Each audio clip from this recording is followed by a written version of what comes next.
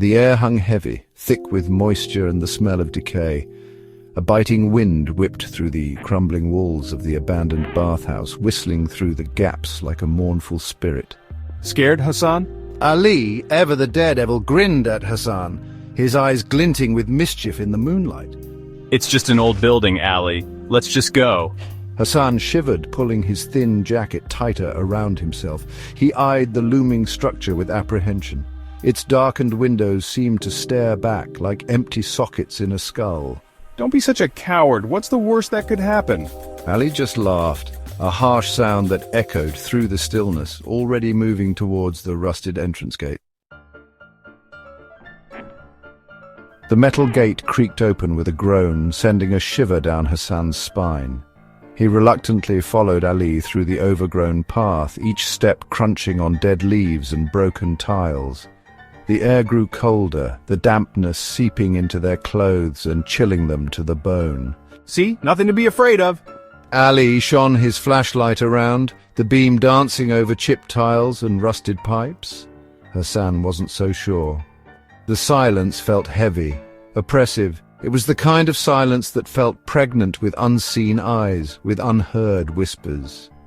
This place gives me the creeps, Hassan admitted, his voice hushed. He felt a tremor run through him, and he wasn't sure if it was from the cold or something else. Relax, it's just a bit dusty. Ali just scoffed, pushing open a heavy wooden door with a bang that echoed through the emptiness. The air inside was thick with dust and the smell of mildew. It clung to their throats, thick and cloying. As they ventured deeper, their footsteps echoing on the damp floor, Hassan noticed something strange. Footprints, small and muddy, marked the dusty floor. They seemed to appear out of nowhere, leading towards the heart of the bathhouse. Ali, look, Hassan whispered, his voice tight with unease. He pointed at the prints, his finger trembling slightly. Probably just rats. Ali dismissed them with a wave of his hand, though his voice lacked its usual confidence. But as they continued, the footprints were joined by other unsettling signs. A child's doll lay discarded on a broken bench, its porcelain face cracked and one eye missing, staring up at them with a disturbing intensity.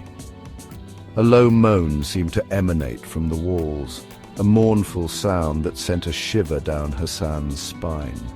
Okay, that's a little creepy. Probably just the wind, right? Ali admitted, his usual bravado faltering for a moment, but he quickly covered it up with a nervous laugh. The deeper they went, the colder it became. A thick mist began to gather, swirling around their ankles like spectral tendrils. Hassan swore he saw figures moving in the shadows, human-shaped but indistinct, dissolving into the mist as quickly as they appeared.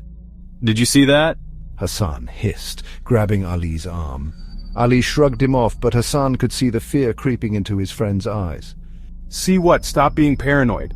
Ali's voice was tight, strained. Even he couldn't deny the growing sense of unease that permeated the air.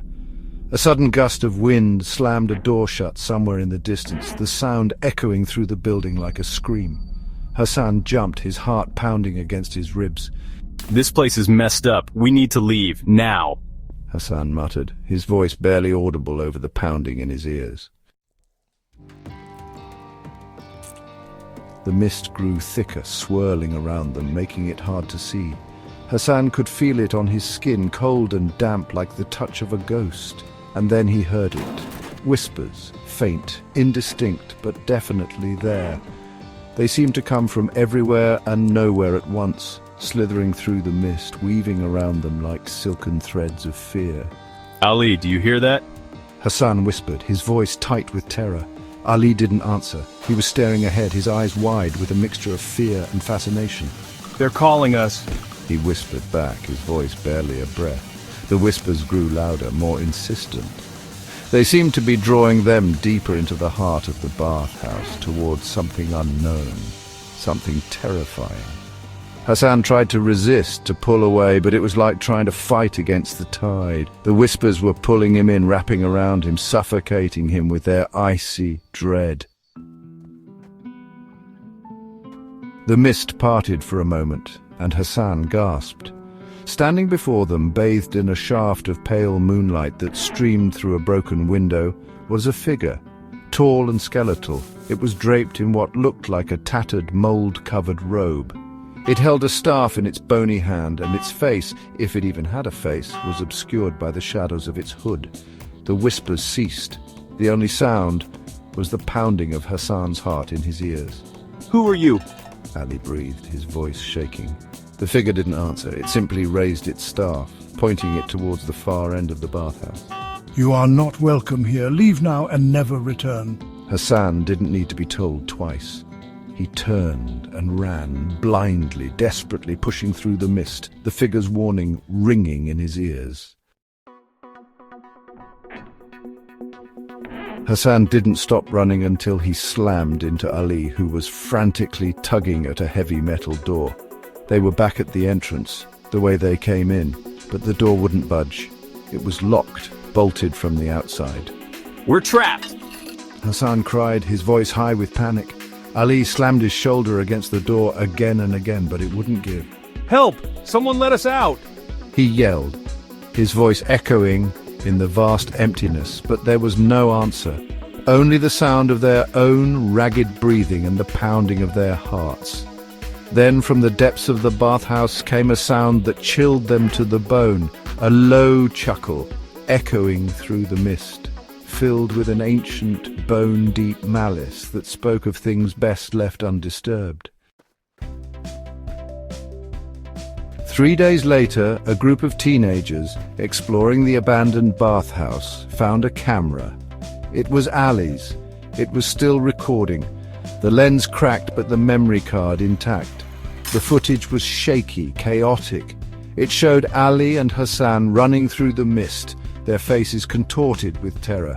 The whispers were audible, growing louder, more insistent. Then, in the final frames, the camera panned to the figure standing in the shadows. But this time it wasn't facing away. Its head was tilted at an unnatural angle, and what little Hassan could see of its face was smiling. The footage ended there, abruptly, with a final, blood-curdling scream. The teenagers never found Ali and Hassan. Some say their whispers can still be heard in the mist, forever trapped within the decaying walls of the abandoned bathhouse.